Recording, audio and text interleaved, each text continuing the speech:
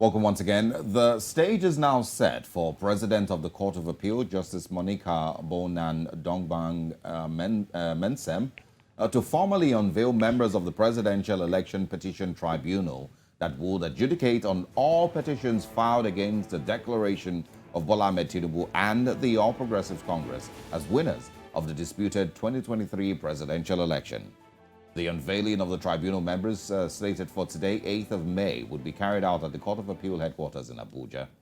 Justice Dongban-Mensem, since the presidential election result was made public, kept the names of the tribunal members to her chest to avoid undue influence on them. The unveiling of the tribunal is coming on the heels of the Action Alliance AA and its presidential candidate in the election, Solomon David Okanigbo, notifying the tribunal of their intentions to withdraw their petition against the declaration of Tinubu as Nigeria's president-elect. Joining us now is legal practitioner Ini Behe Effiong to speak more on this. Good morning and thank you very much for joining us. Good morning. Thank you for having me. All right. I'd like you to speak to, the importance of this tribunal, seeing as it might, be one of the most important tribunals Nigeria has had. It's 180 days within which this matter must be concluded. And interestingly, the fact and, all of this is going to be heard at the Court of Appeal, which is typically not the norm. So speak to us about, the importance of this and, what is to be expected. Thank you. Well, just to clarify, the petitions have always been heard at the Court of Appeal. That is presidential election.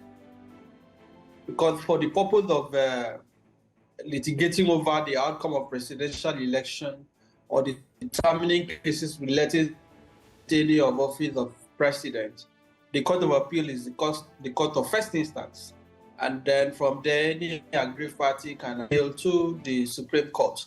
Now, in this case, the petitions have been filed, issues have been joined, replies have been filed. What the matter will be coming up today essentially is what we call the pre-hearing session, which is essentially a preliminary proceedings where certain matter will be attended to, certain expert applications that may have been filed. It is also an opportunity for the tribunal or the Court of Appeal, in this case, the panel of the Court of Appeal, to set a scheduling order regarding the order in which the petitions will be heard. By that, I mean the timetable for hearing of the petitions. They will now determine when each of the various petitioners will present their cases, the number of days that will be available to them. They will also resolve whether there are documents that the parties are agreeable on the ones that the parties are disputing. So these are essentially what the proceedings of today is meant for. It is not for the hearing of the petition itself. The date for the hearing of the petition itself will be determined after the pre-hearing session. And as required by the Electoral Act, the pre-hearing session has to come before the actual petition. All right. Now, let's also talk about time. And I remember that Olisa Agbakoba SAN, was one of those who spoke against, this very, very long period of a presidential election tribunal, taking almost forever, and it seems like the president-elect, would even be sworn in before the tribunal is finally over. So let's also talk about, the timing. And are you one of those who's uncomfortable with the amount of time that this is taking for a tribunal to be started and concluded before the swearing in of the president-elect? I'm uncomfortable with it, but that is what we have to deal with until the Constitution is amended. It is a constitutional matter. It is not a matter that can be resolved by policy or administrative intervention. I say that because by virtue of Section 285 of the Constitution, the Court of Appeal has, and even election tribunals across the country, they have a timeline of 180 days. That is 6 months within which to determine petitions. Now, that timeline was set in an era where the use of technology had little or no place in our elections, where a petitioner was required to call witnesses from all polling units across the country to prove his case.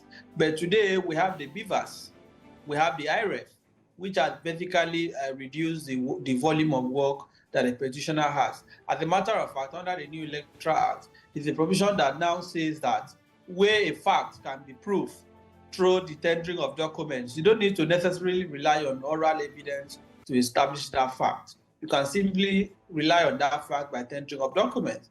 Before now, the law has been that if you simply tender documents and you don't call witnesses to speak to each part of that document, you are dumping the document.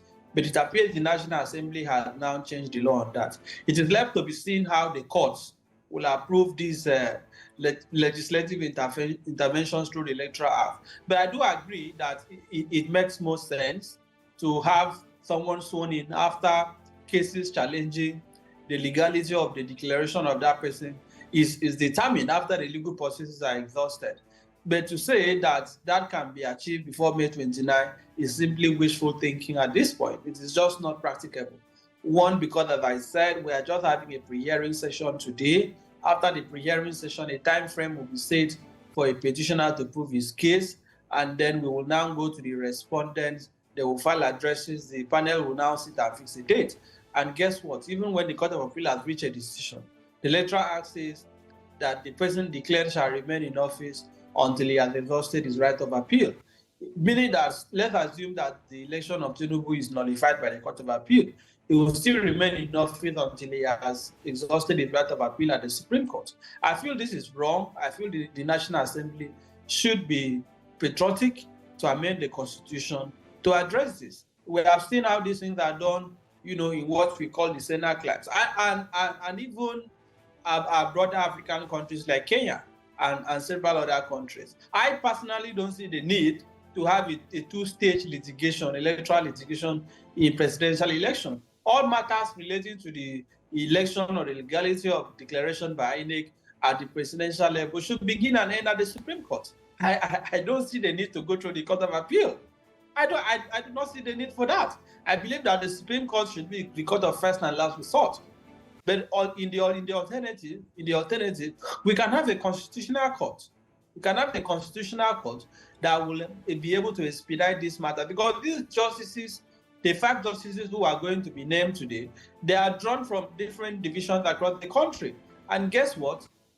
Part of the problem is that the cases they are attending to now have to suffer. I personally have a couple of cases across the country that have been affected because the judges who are supposed to preside over those cases have been called upon to serve in election tribunals across the country. So we should have a way of streamlining these things, shortening the process, and also building confidence in the citizens. So I entirely support the call for a constitutional amendment. I agree with Mr. Olisa Abagoba saying that it is important to hear these cases before swearing in. But as of today, that is just not practicable. So we have to deal with what we have. All right. So let's talk about, what the prayers of the petitioners, are in this case, as well as what the possible outcomes of this tribunal would be. Well, the interesting part about this election cycle is that there are 4, to my knowledge, I think that there are 4 presidential petitions. I just heard from your report that two of the petitioners have indicated interest to withdraw their petitions.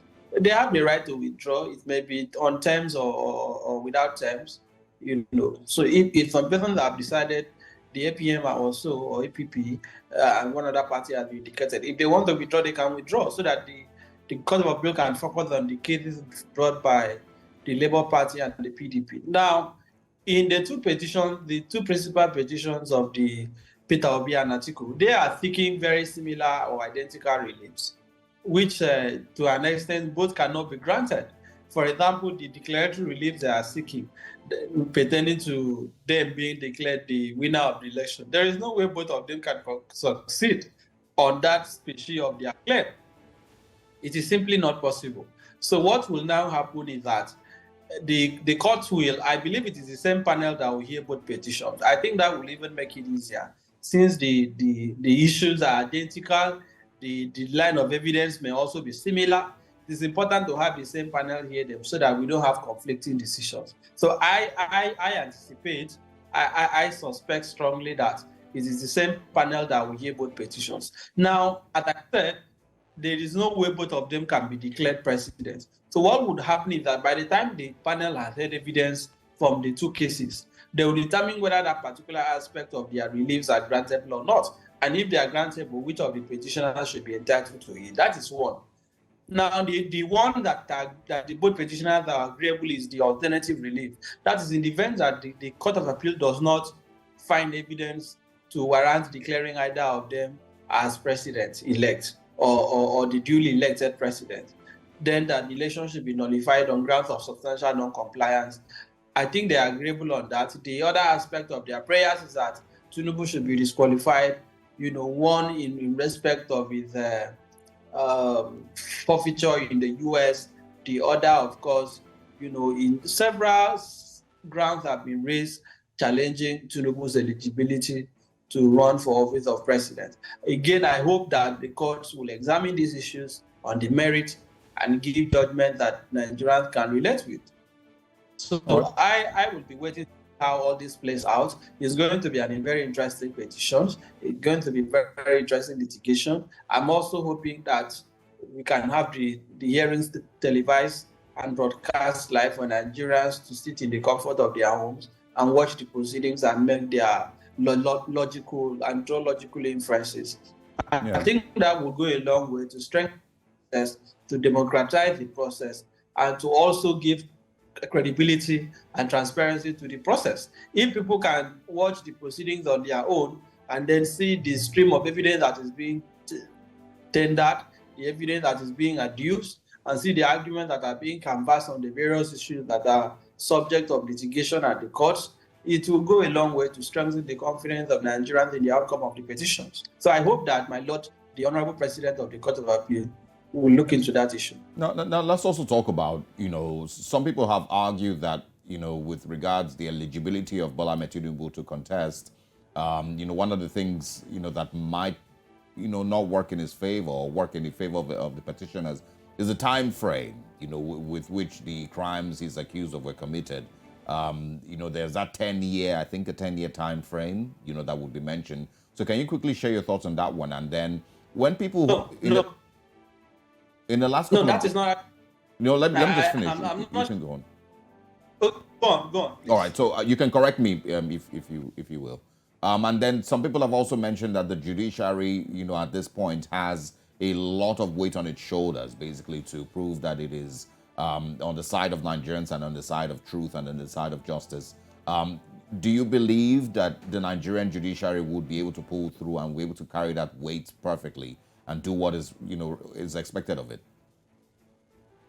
From your first question, I'm not sure if that argument really will fly at the end of the day. We just have to wait and see how the courts will determine that provision of the Constitution. I think 146 or so on the question of eligibility, because that 10-year rule in the Constitution is in respect of conviction related that is the rule is stated. There's a distinct subsection, the period of conviction and to the period of contesting an election.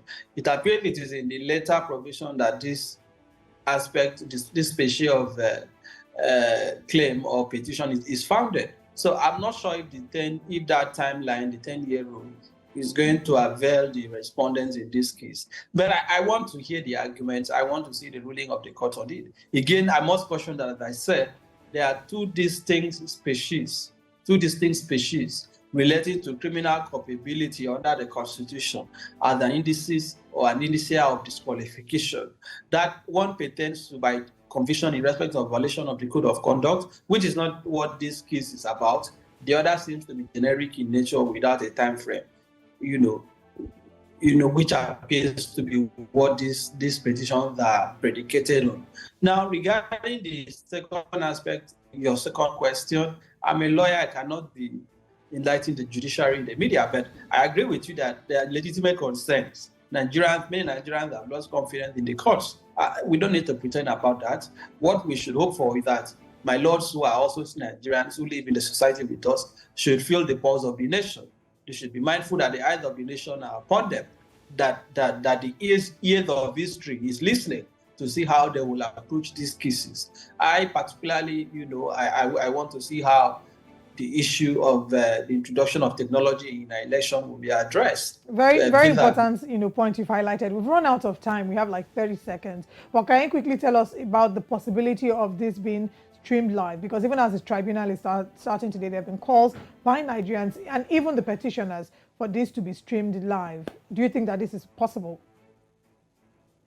It's 50-50 really, because I know that a certain constituency within the judiciary is quite conservative. They may not want to allow that to happen. But I hope that it will happen. It is not a difficult thing to do. Right. It is just to set the ground rules for that to happen. I hope that the President of the Court of Appeal, or alternatively, the presiding justice of the panel, we don't know who the members are going to be, will make that possible. But any of the parties can also bring a formal application before the panel of the Court of Appeal to see whether that will be granted. Yeah, the presidential candidate of the People's Democratic Party has certainly called for this. But we have a few hours and we'll find out shortly. They're already at the complex, and the tribunal should start shortly. Thank you so much for joining us. We look forward to having you again when we have further information on this. Thank you. Thank you for having me. Good morning.